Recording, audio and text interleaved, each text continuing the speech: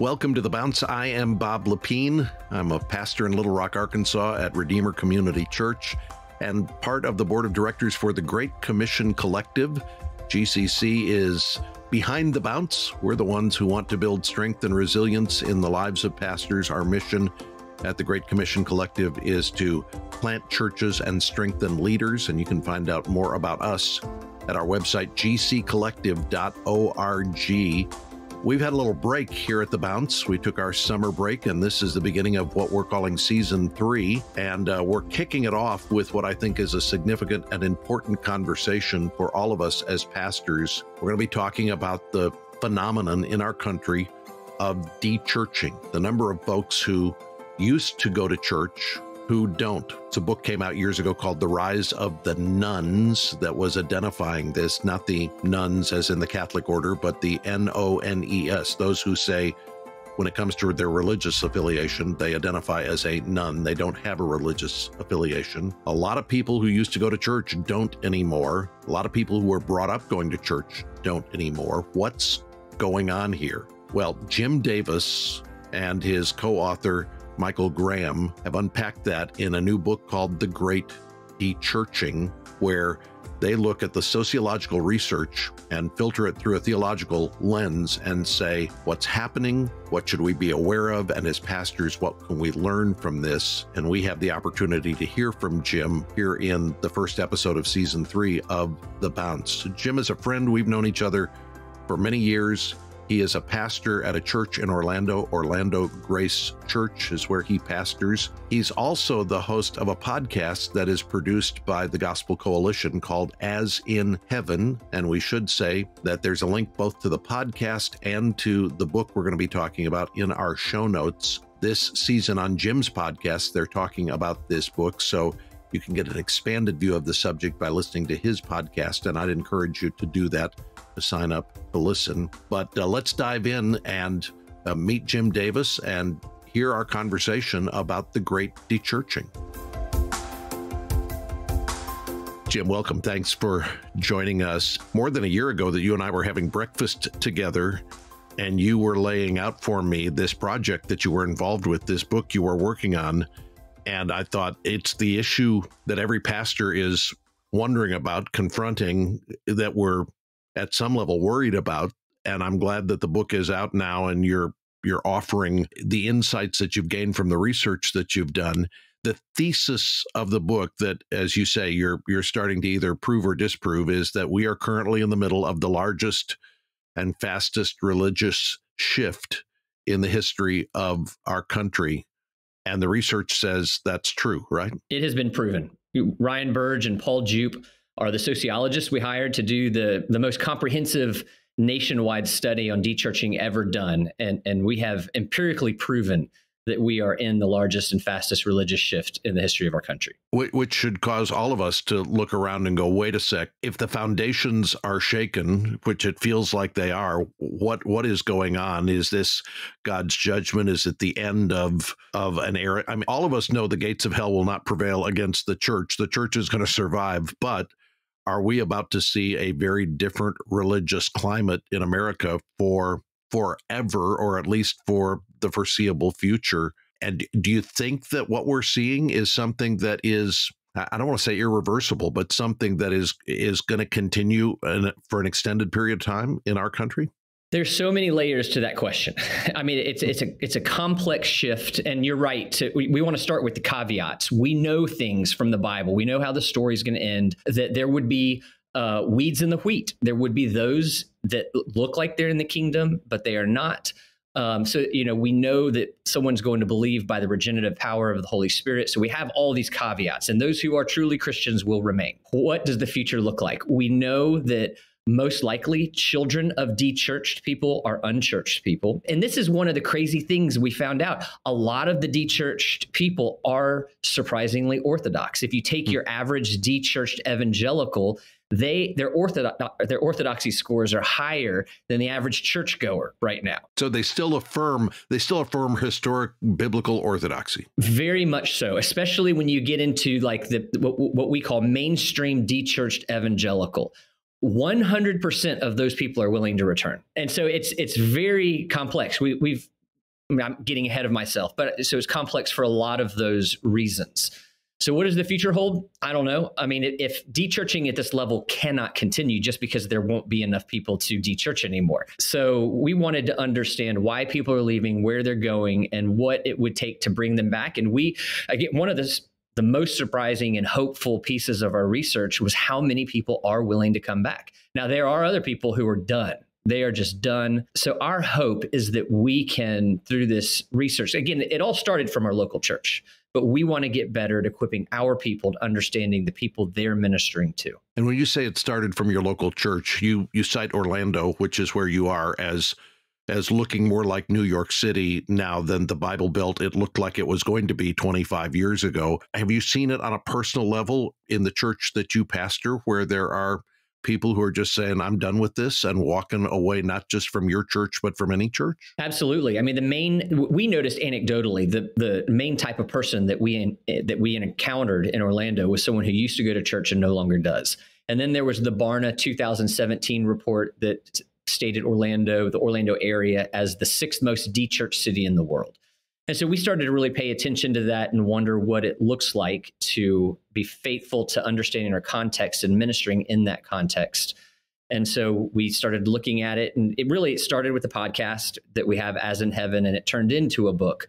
But we realized there's no good research out there. There really isn't. And so we were faced with either having a whole podcast on something anecdotal or having real research. So we took the time to commission primarily Ryan Burge, who is the author of the book, The Nuns, and really one of the top Christian sociologists around right now. But you're right, Orlando has the same percentage of evangelicals as New York City and Seattle, which is shocking when you think of the 90s and Campus Crusade moving here and RTS and Wycliffe and all that. But we feel very different because our context is dechurched, not unchurched. So there are a lot of people who still carry either Christian values or real orthodox beliefs. And we should set what is the scope of this. Over a 25-year period, there have been, according to the research, about 40 million people, 15% of American adults, who have said, I'm not going back to church. I'm done with all of this. Is that the number? That's the number. Well, you cite actually 3 reasons. Before you get to the reasons they tell us, you cite what you think are 3 sociological factors that have been influential in these 40 million people walking away. In the 90s is really when this started going in earnest. And it's not just us. I mean, other people have pointed out these 3 factors. Some divide it into 4 and 5. We chose 3 because you can lump some of these things together. A big one is the fall of the Soviet Union. Before the end of the Cold War, to be American was to be Christian. And it wasn't uncommon if someone says, I'm not a Christian, the next question, well, are you a communist? I mean, it was so tightly bound together. And, you know, it was under Eisenhower's regime when we got under God and in God, in the pledge and in God we trust on our money. It's not a coincidence. And I'm not trying to pull away from a nation who embraces Christian doctrine, but the reality is that we wanted it to be the Christian nation versus the evil empire. And so let me just jump in here, because those people who were churched people, because to be an American meant to be a churched person and to affirm God, most of us would look and say, well, that's a pretty shallow Christianity. The fact that they might face persecution, that the trials of this world would come and they would fade, that shouldn't be surprising to us. I mean, it's true that they're part of the dechurched group. There's not an evangelical footing in that I'm an American, so therefore I'm a Christian kind of thinking. Is that right? Well, I think you're exactly right. And this is why in the 90s, most of the dechurching was in mainline churches, Roman Catholic, and on the political left. So this is really, we're seeing people who weren't Christians probably, and then they felt the freedom to acknowledge that for the first time. Then you have the internet coming out. And people really don't give the 90s internet enough credit. But like in 94 is when you could find an internet cafe and you could search views that you wouldn't have on your own. And then there's a lot that goes in the political polarization. A lot of people felt like you had to be this extreme or that extreme, the religious right, things like that. And I think in the beginning, it was more the people who were leaving the church were not probably Christian. Now, though, you have the dechurching on the secular right is happening twice as fast as that on the secular left. And so the right is catching up in a big way. First of all, I found it fascinating that the presence of the internet coming was a factor in dechurching, but it made sense as I went through that in your book. If you had asked me why are people leaving the church, my anecdotal experience would be that the religious right and what's been going on politically in our country has been the biggest factor in turning young people off from their perceived view of the relationship between the church and right-wing politics. Among evangelicals, is that the biggest reason, do you think? So when we started, so phase one was, we have 3 phases of research. Phase one was the main point. Are we or are we not in the biggest religious shift in the history of our country? And we wanted data points to understand that. When we got to phase 3, that's when we really drilled into evangelicals and understanding what's going on in evangelicalism. Largely, I don't know which, there's 2 directions I want to go with this. But first, you can divide the dechurched evangelicals into what we call the casually dechurched or the dechurched casualties. Casually dechurched is the group that moved to a new town, hit the ground running, never really connected to a church, probably still holds on to orthodox beliefs, thinks they'll go back one day. Of course, during COVID, this group grew exponentially. Depending on the state that you lived in, you'd stop going to church for 3 to 18 months. And a lot of people didn't come back. You have people who have kids, travel sports and just can't go, don't go, which is a major factor in my age group because my kids are in that age range now. I had somebody recently ask me, would you have a Saturday night service? Because we think once a month we could make a Saturday night service. And I kind of politely, because they're friends, but pushed on that.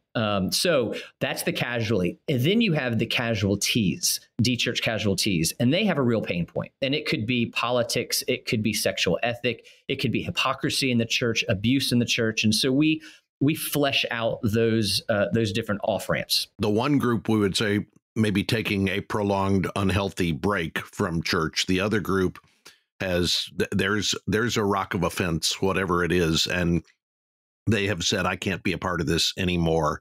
And they're trying to process what that means for them and what it means for them spiritually. And some of them are saying, I'm deconstructing. Others of them are saying, we're going to try a different version. We're going to go to a church that's more accepting, more whatever that appeals to them. And one group that you identified that I really hadn't thought a whole lot about, because even though I'm ministering in Arkansas, maybe it's just not the people I'm hanging around with, but the post-church Southern Protestant right. I knew this from reading the polls that I've been reading about all of these people who are God and country strong Republican people who haven't been to church in years. Talk about that group of post-church Southern Protestant right. It's really interesting. And we've seen a lot of this in our own context, some in my church, but we just in this area.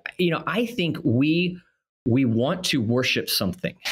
All of us, we're going to look for something to worship. And if it's not Jesus, we're going to look somewhere. And I think there is a strong group of people who are losing control in our society. I think that creates fear, and they're driven in terms of what they worship to the secular right, to a conservative agenda. But I think at the end of the day, for a large group of people, they're seeking for that to fill a hole in the heart that it won't.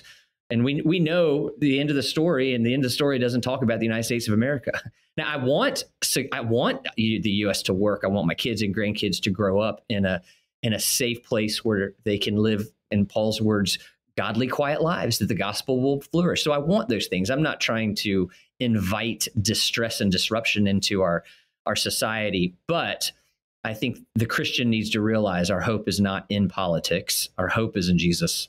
Does that answer your question? Yeah, I think it does. I've just been astounded at the people who will loudly and proudly wear the T-shirts that say pro-life, pro-God, pro-this, pro-that, and then you say, "What? Tell me about the church you go to." Oh yeah, we just kind of worship Jesus, and I look and go, "What God is it you're worshiping?" When they talk like that. But there's a growing segment.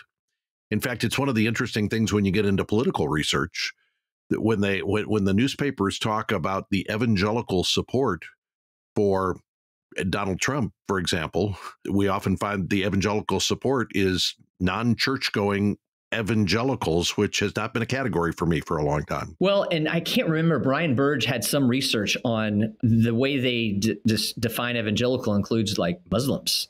I mean, I can't remember how, but it's really how they describe evangelical. And this goes into a lot of people just conflating evangelicalism and whatever evangelicalism is in the political realm and right-wing politics. And I think it has disenfranchised a lot of people. But you talk about deconstructing, the deconstruction conversation is a confusing one, because I would affirm many kinds of deconstruction as long as we reconstruct well. And I think some people like Colin Hansen have called it disenculturating, kind of stripping the culture, what's cultural and what's actually Christianity. Yeah, Ginger, I don't know how to say her new last name. She was Ginger Duggar. Now she's Ginger. Anyway, she uses the word disentangling. Yeah. And I like that phrase, because I think we all should be disentangling our traditions from what the Bible teaches, and pressure testing and challenging, am I following something that's biblical, or am I following something that's just a part of the culture I've been in for a long time? So that's healthy. But the deconstructing that goes back and says, let's see, do I think that the Bible is right or wrong on these things? And am I going to go with, I'll tell you what was helpful for me. I was exposed, this was a year ago. I don't think I'd ever heard of the Wesleyan quadrilateral. You may be familiar with this. But Wesley said, we know what truth is through four avenues: through the scriptures, through tradition, through our experience, and through our wisdom. And he was saying all four of those combine to help us define truth.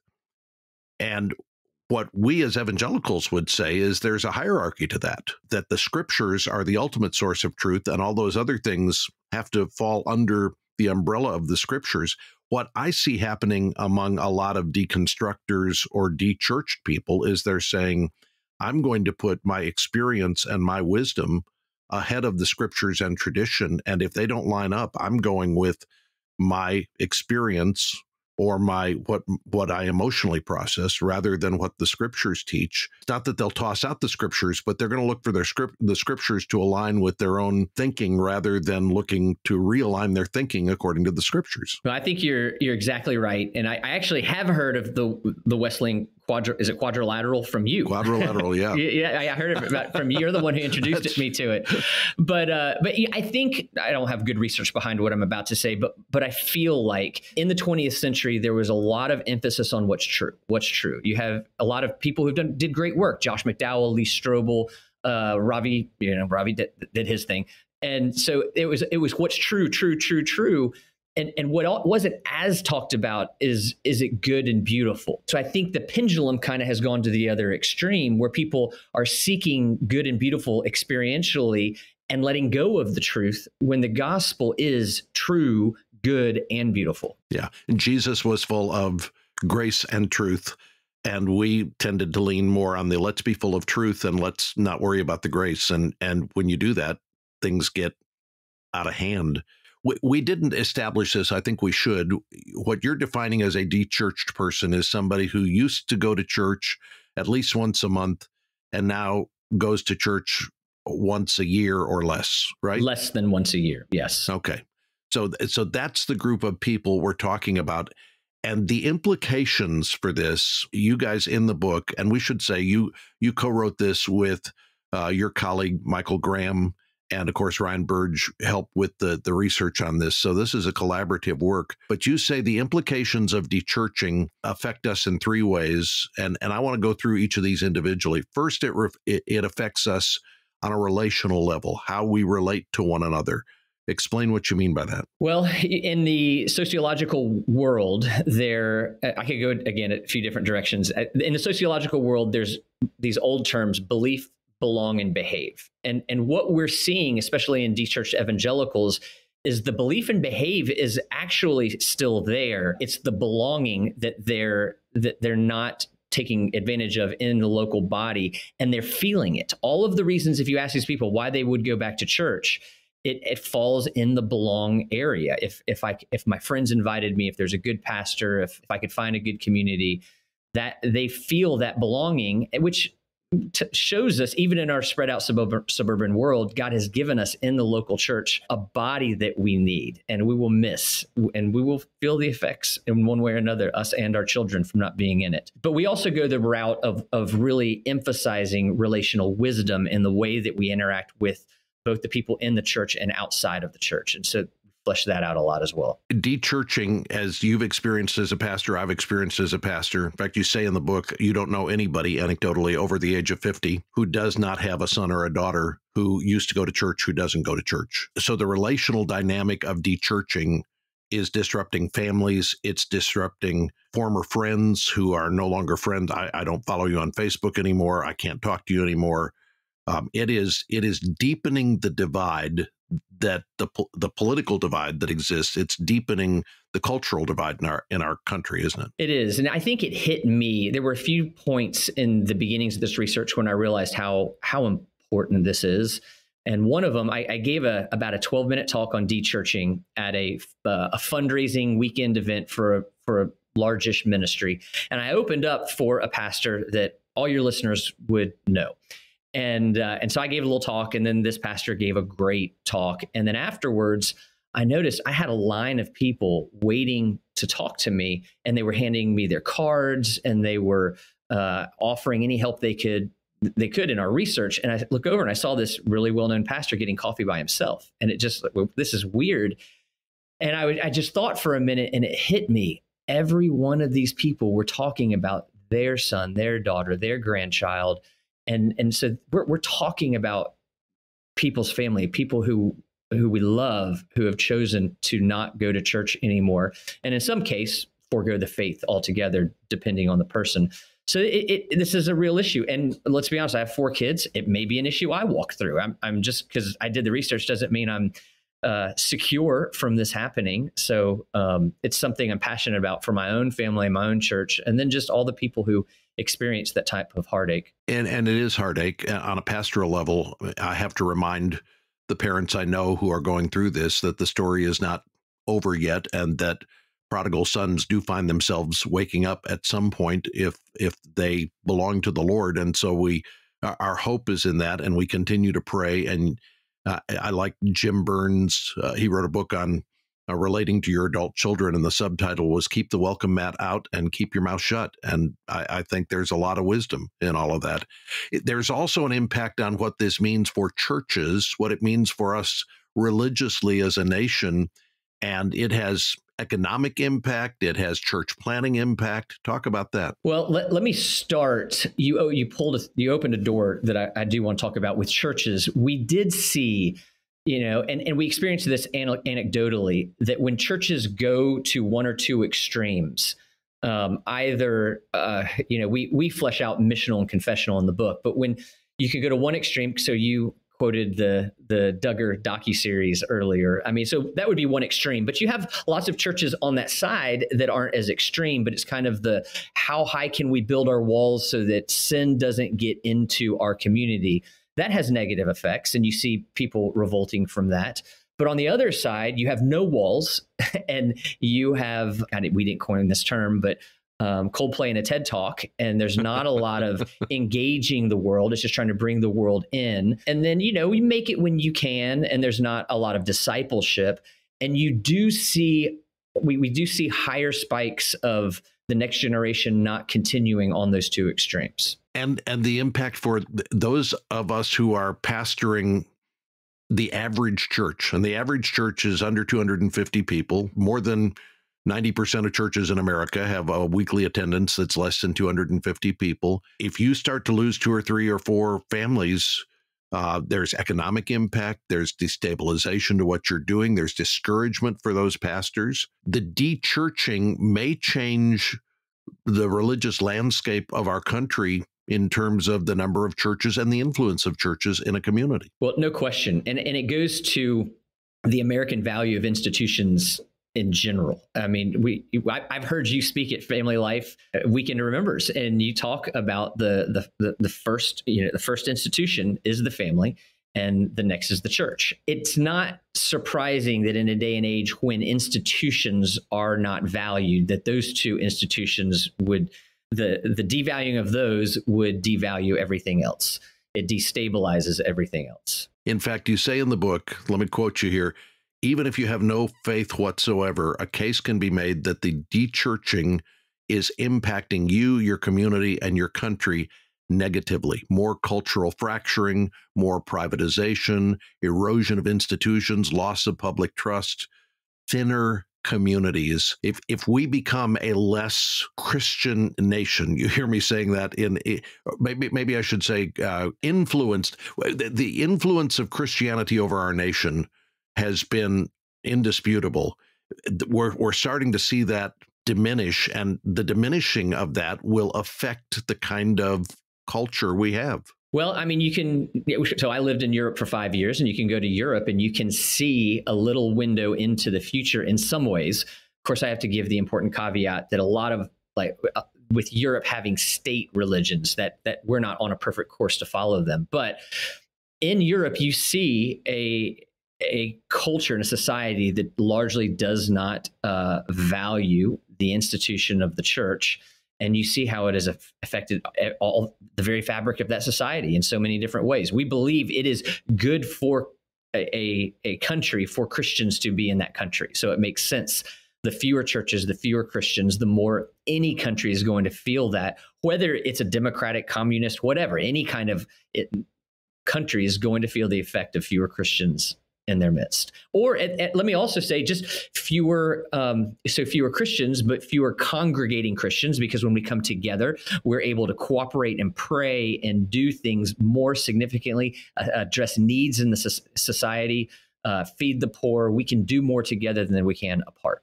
Yeah, we look around just at hospitals in most of our cities and see Baptist, Methodist, Lutheran, whatever it is there. If there are fewer Baptists, Methodists, and Lutherans, you're not going to see as many hospitals doing social good in a community, right? Sounds like there needs to be a Great Commission collective hospital movement starting up. Well, we'll take that up at the next board meeting. The middle section of the book, and I don't want to get into the weeds here, but you identify really 5 categories of dechurched people: the dechurched people of color, the dechurched mainline Protestants and Catholics, those who are cultural Christians. But I think most of us are going to zero in on either the mainstream evangelicals who, as you said, are dechurched only because they're taking a break, and then the exvangelicals who are saying, I'm done with this. They have followed the Josh Harris trajectory and said, I'm gone here. The people who are taking a break, there's a path back that you identify in the book, and I want to get to that. But what about the exvangelical? Are they so hardened in general? Nobody's so hardened. We don't know anybody's heart. But in general, are these folks, are they really done, do you think? So let me take a step back and I'll answer your question. This is where, as a pastor, I am not a sociologist. I learned a lot in this process. So we used machine learning to examine the over 600 data points that we have from our study of over 7,000 people. And it was a machine that came up that sorted all this data and showed us there are these five distinct groups. I say 5. We could make 6, but Roman Catholic and mainline Deturching was almost identical, so we put them in one category. But the other 4 are evangelical groups, and that ex-evangelical group that you're identifying, what they're telling us is that they're done. 0% of them want to come back. They are done. Now, can the Holy Spirit overcome that? Absolutely. But my goal is for myself and then for our church is I want us to be familiar enough with this data that within 5 questions, we can know exactly who we're looking at. And we can, and there are very different paths, humanly speaking, based on how people have dechurched and which of these categories they found themselves in. So a dechurched evangelical, an ex-evangelical, I'm going to want to really hear their story. I'm going to be praying that God does something powerful. I want to assume very little and just listen really well and kind of have more of a counselor approach to the way that I just want to have curiosity about their story and how they've come to where they are. I think all of us are hoping that we will shatter some of the stereotypes that they left and were hurt because of abuses or because of stereotypes that caused them to walk away, and maybe friendship with somebody who is a firm, committed believer in Christ, but doesn't fit those stereotypes. We would hope that that would win them back. But honestly, the issue of gender seems to be the point where even if they look and go, okay, you're not the kind of person that I got mad at and left about, we still can't see eye to eye on gender. And if you hold to a biblical view of gender, there's no, we can have no fellowship with one another. Well, I think you're right. I mean, we're not doing this study to put our finger in the air and figure out what America wants and modify Christianity to them. But I think as a good rule of thumb, and I've talked to with enough pastors around the nation to feel really good about what I'm about to say, if we're not getting it from both sides, something is wrong. You have your increasingly secular right, and then you have this exvangelical left, and there are other groups to our left as well. The gospel is it threads a needle through the center. And I think if we're not hearing critiques from our left and our right, then we should have concerns if we're really being faithful to what we're supposed to be faithful to. If we're allowing our faith to be enculturated rather than being what it should be. So the dechurched mainstream evangelicals, and this was the thing where when I read it in the book, in fact, you say the main takeaway is that many dechurched evangelicals simply need a friend to invite them to church, and they're ready to come back.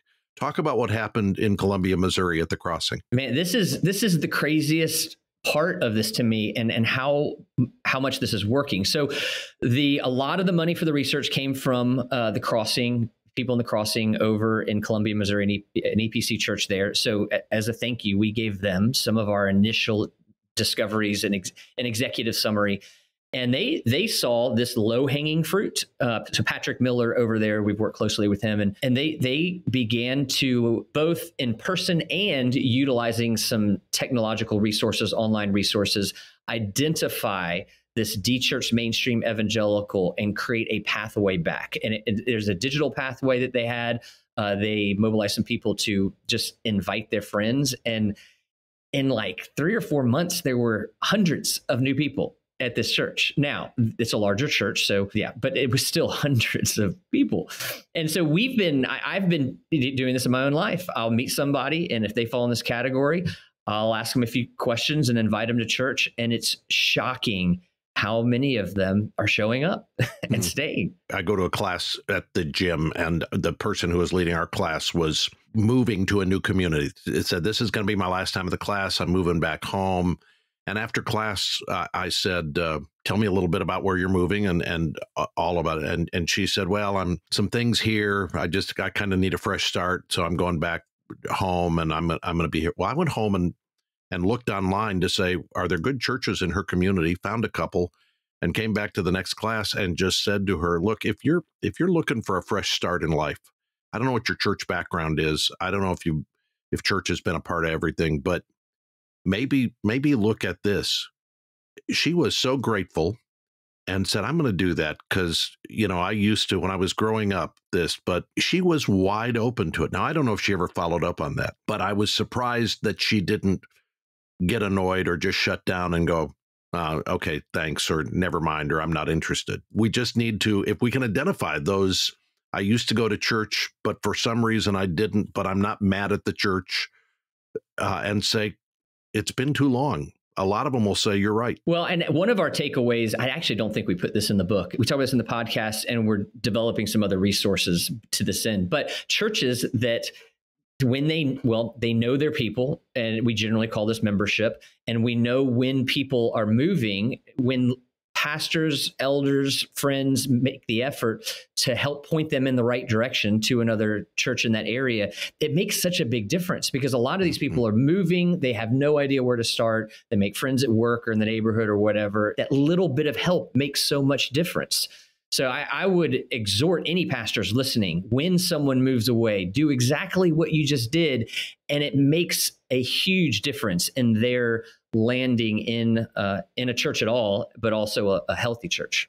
I think it's a pastoral responsibility to say, Absolutely. You're moving away. Let me see what I can recommend to you. And the tool to go online and check out a website and say, there you go. That would be a church where I think, at least as far as we can tell from the web or watching a service or two, I think it'd be a great place for you to land when you get to that new community. And then following up, a month later, 2 months later, how's it going? Those make a huge difference. Let me walk through your 5 exhortations, and we won't drag these out, but I just want to go one by one and have you. This is the summary of the book. This is your counsel to us as pastors. First of all, don't be surprised when people fall away. And you say that, but I'm still surprised and still hurt whenever that happens. So unpack that a little bit. This is the Jesus parable of the weeds and the wheat. There will be those who fall away. We read this in 1 John as well. This is going to happen. There will be people who look like they're in the kingdom, and we find out they are not. And it's always sad. And often it can be a very difficult process. But we can't be defeated. Yeah, we can't feel defeated in terms of the kingdom when we see something that Jesus said would happen, because we know the end of the story. You just look out at your people and you don't think, I bet you're a Demas, and you're going to, you look and you think these are all good, godly, faithful people. So when somebody, for whatever reason, just quits coming to church, it's hard for us. But you're right. Jesus said it happened to Jesus had one, right? He had a Judas, right? Paul had him. Don't think that you're not going to have them. Talk about how extreme responses in the church can end up hurting people. Well, we talk about the two extremes again. We have what I've heard, called the hermeneutic of suspicion. When we're looking out at everybody, if we want to go back to the parable again, are you a weed? Are you a weed? Are you a weed? What Jesus says is it's not. I mean, we're given church discipline when, we have processes when it becomes clear, but when it's not clear, our job is not to look at everybody and assume that they're weeds, and doing so can cause harm. We're called to believe the best, to be charitable. But on the other side as well, we can't ignore our people when we know they're making destructive decisions, when we know that this is not what God would want. So we build discipleship in. And so we don't want to be a church that's overly controlling, like some documentary that we've already talked about twice. And we don't want to develop a church where, you're my friend. I'll just be really honest. There are churches that do what they do on an entertainment level, and the reason, and I don't have doubt. I'm not reason to doubt their heart, but what they would say is this is a big open door for unchurched and dechurched people. Right. And I don't deny that happens, but what we forget is how big the back door is there as well. And so it actually, in some cases, that extreme can be more of a launching pad into the dechurched world than capturing them back. Part of that missional heart, as you said, where people are saying, we want this to be a wide open door so we get these folks in. But then what those folks often hear, to go back to what Christian Smith talked about a couple of decades ago, they hear moralistic therapeutic deism in an effort to try to warm them up to the gospel. And that doesn't stick. And so, they're out the back door 6 months later because that didn't scratch the deep itch in their soul. Well, and what I think we're also seeing a little more since Christian Smith wrote that is just the entry of what I would call pop psychology into gospel light pop psychology kind of. Now, my wife's a counselor. I mean, I have a high regard for mental health, and we talk a lot about that in the book. But just gospel light pop psych kind of things that just don't equip us to go out and live in this world, because it is not easy to live as a Christian anywhere, in any time. Your exhortation in the book is, as pastors, we should be patient.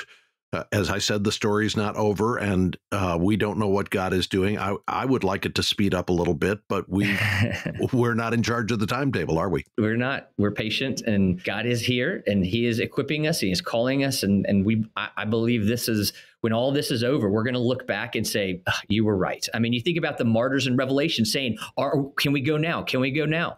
And Jesus is holding them, saying, no, the time has not yet come.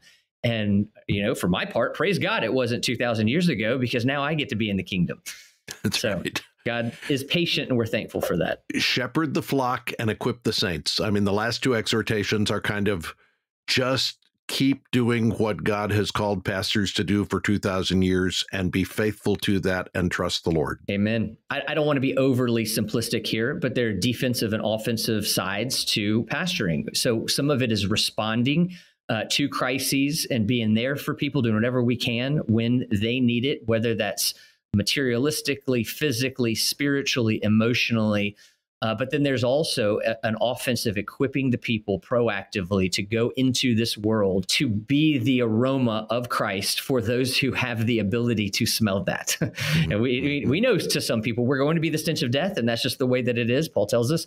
But we want people to be fruitful and also joyful and satisfied, because it is not in this world where we're going to find those things. It is in Jesus, in whom we need to be firmly rooted. And we are, if the old doctrine Christus totus, we are an actual part of Jesus's body. And yes. So that, which I'll never fully understand in this life, but we're baptized into the body of Christ, and we kind of come full circle here. We are made to work together, and we can do more together in both of our internal joy and our external fruit than we would ever be able to do. Anybody as a pastor who wants to do a deeper dive into all of this, and all of us should want to do a deeper dive because it helps us understand the context in which we are ministering, they should get a copy of the book and get a highlighter and start going through it. And I would say go through it as a team with your staff, have conversations about this, apply it in your context, and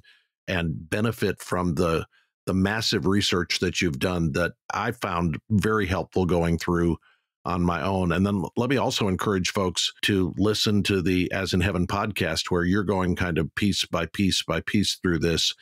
And again, helping us really understand the times. The men of Issachar understood the times and knew what to do. And we need to be those kind of men as we seek to minister in our world today. So thank you for the book, for the research, and for the coaching that it provides for us as pastors. Well, thanks for having me on here and providing so much coaching to me over the years. I think it is so important for all of us as pastors and people who love the local church to be aware of what's going on, to have our radar up, and to know how to minister effectively in this context. The gospel never changes. The truth of God's word does not change.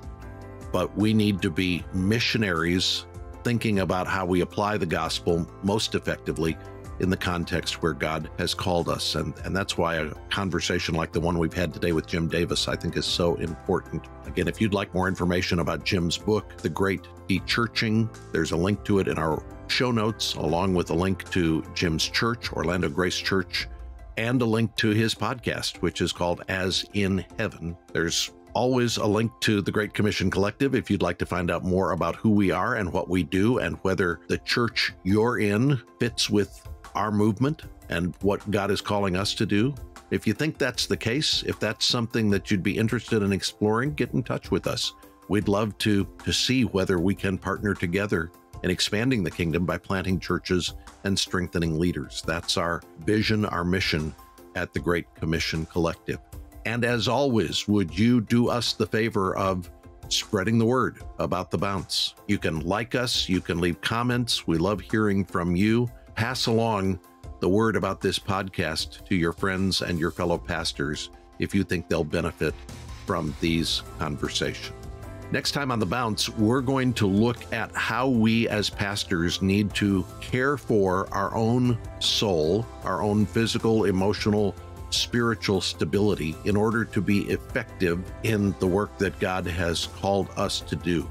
Garrett Higbee is going to be our guest. He's a longtime biblical counselor. He works with pastors to help refresh and revitalize all of us, to keep us healthy spiritually and emotionally in the work that we're doing. And we'll talk all about that next time on The Bounce.